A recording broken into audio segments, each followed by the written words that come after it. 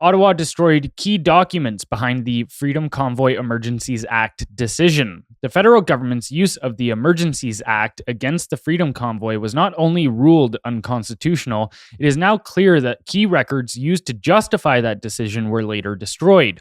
While the paper trail disappeared inside the federal bureaucracy, Ottawa was simultaneously pressing major tech platforms, including Facebook, Google, Twitter, TikTok, Reddit, and Microsoft, to curb online speech linked to Convoy supporters. Documents from the Privy Council office show Convoy-related briefings and communications were labeled transitory, meaning disposable, despite being tied to the first ever peacetime use of a wartime law. One RCMP update revealed that the Privy Council office had contacted tech companies about hateful content and urged them to remove it quickly. The result is a troubling picture. Emergency powers invoked, public discourse shaped in real time, and the records that could clarify how and why those decisions were made quietly erased. The destruction of these files raises serious questions about accountability, transparency, and democratic oversight in Canada. So, how would this situation be viewed if a future government used the same tools against a different cause? Honestly, I think this is just the way of the world now. I don't think it would be viewed any differently. I think Canada is a one-party state. We've had this conversation a lot of times because their control over censorship, media, immigration, and a number of other smaller things. So I don't think you're going to see a real conservative government for a very, very long time. I think if you do see a conservative government, it will be a liberally washed conservative government with someone like Doug Ford running it. That's what I think you're going to see. So these guys are all in it together. They've weaponized this once. They got away with basically shredding evidence. They got away with pulling a wartime measure during a time of peace and stifling basically peaceful protest. So they go, well, that worked, and we froze your bank accounts. And it was legal, but still nothing happens to us. So we're good. So you think about like what's going to happen if this is used by a future government. It's not even really if it will happen, it's when it will happen. They will continue to utilize these tools to get what they want. This is a power and profit grab. That's the game that these people play at all times. And now I think what they do is they have a number of tools in their tool belt or toolbox, and they use them whenever it's necessary. And I think that this is a new tool that they've now basically weaponized against the people. And once they have these tools, until you have a revolution, which I'm not calling for, but until you have a revolution of sorts, these people don't lose their tools. Until you shake them loose and pry them from their hands, they continue to be able to utilize these things. So basically get used to it. Well, I think if you did see them use this against a different cause, whether let's say it be a indigenous protest over an oil pipeline, or whether it be the BLM stuff during like the 2021 era, or any of these other social movements, everybody would be up in arms. But because it was the Freedom Convoy, and to your point about the media capture, and they were able to just spin it, then yeah, everybody's just, they'd shake their heads at it and go, whatever. It's not a big deal. Not a big deal. And what's funny is like, that's arguably like, whatever. I don't mean to say that nobody else can have a cause. That's not what I'm saying here. But if you look at the cause of the Freedom Convoy, which was end these mandates and end lockdowns, enforced vaccinations and coercion. Anti-government, essentially. Yeah. And so then you look at the other causes, which are always typically, we want the government to come in and do more for us. Pro-government, right. pro-virtue signaling. And then so it makes a lot of sense, which is, it's funny though, because, okay, if you're protesting the government, you get labeled by the media as fascists and far right wing and all of this kind of stuff, extremists.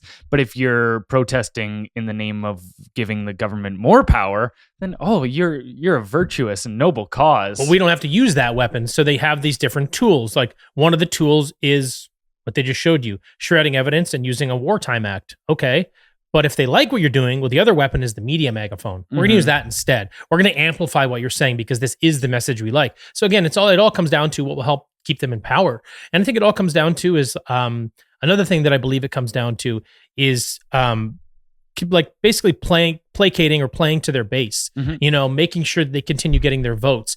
By giving these people the moral high ground, they make them feel powerful. And so if people like you and I push back and go, well, okay, we just think it should be fair. I don't care everybody should be able to protest, or no one should be able to, you know? I mean, everybody should. That's what I actually think. But what I mean is, if you're going to utilize these tools, why not use it against BLM, but you would use it against the Freedom Convoy? So you and I have an issue with sort of fairness and how people are applying these things. So anybody that supports the BLM stuff, what they're going to do is they're going to continue voting Liberal so they can continue standing on their moral high ground while keeping us quiet. They want to be able to suppress the opposition, which is super, super dark. So yeah, I mean, this just comes down to selectively utilizing their tools. This one's now in their belt, and it will continue to be used over time. Yeah, and what you were saying there as well about how this is just the way it goes now.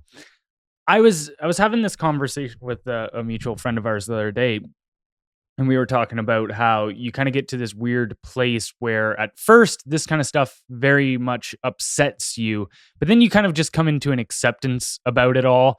And I think it's not that we had this thing, which was like a functioning democratic system and the people had power over the system itself, and that's where the power resided. And that's now being taken away from us. It's that we're waking up to the fact that it was never actually that way. And so even you look all throughout history, even you go back to Aristotle, like 2,300 years ago or something like that.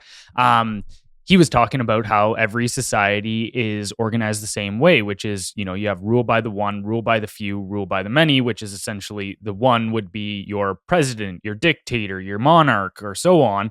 Then you've got the rule by the few, which would be your oligarchy, your aristocracy, your clergy, and so on. And then you've got rule by the many, which is the peasant class or the people or whatever you want to call them, right? And that each group does have a semblance of power, as you were talking about. Like, I mean, other than like rising up, the people really don't have that much power. But the fear that the ruling class has of the people rising up does play a part, because you do see them sometimes go, oh, we got to backtrack here a little bit, so that we make sure we don't get to that point. But I think that system has always been the case. It just wears a different dress, whether it's, you know, today, whether it's feudalism, whether it's this, whether it's that. Like, of course, the conditions throughout the past were obviously more grotesque as well. For sure. But that underlying power of the system never really changes. It's not that the power is ever in the people's hands. No, it's basically become more civilized and diplomatic, quote unquote. That's really all it is. And now we live in a world where, you know, our leaders don't use violence against us often, so we don't think that it's part of the zeitgeist of being able to use violence against them. We're told we can vote our way out of things because we have this, everything's a quote today, democracy. But the reality is they've actually hijacked the system, which is something you see in our original conversation with sort of the CCP being just completely influencing the Markham Unionville area.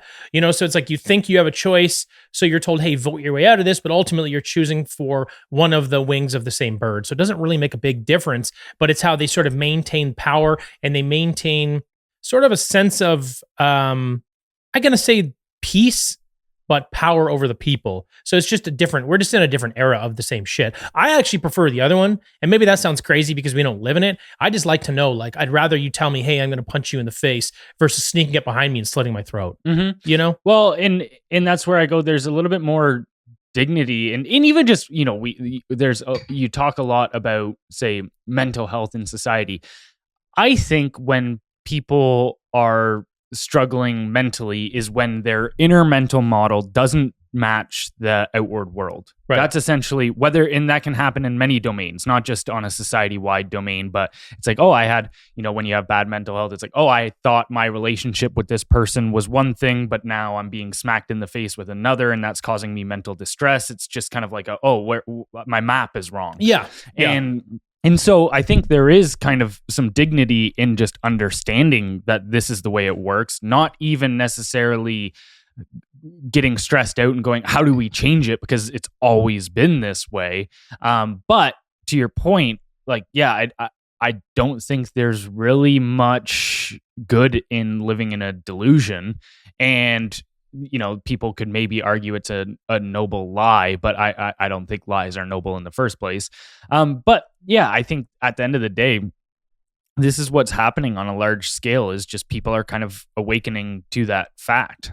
And so, yeah, we'll see how it all plays out.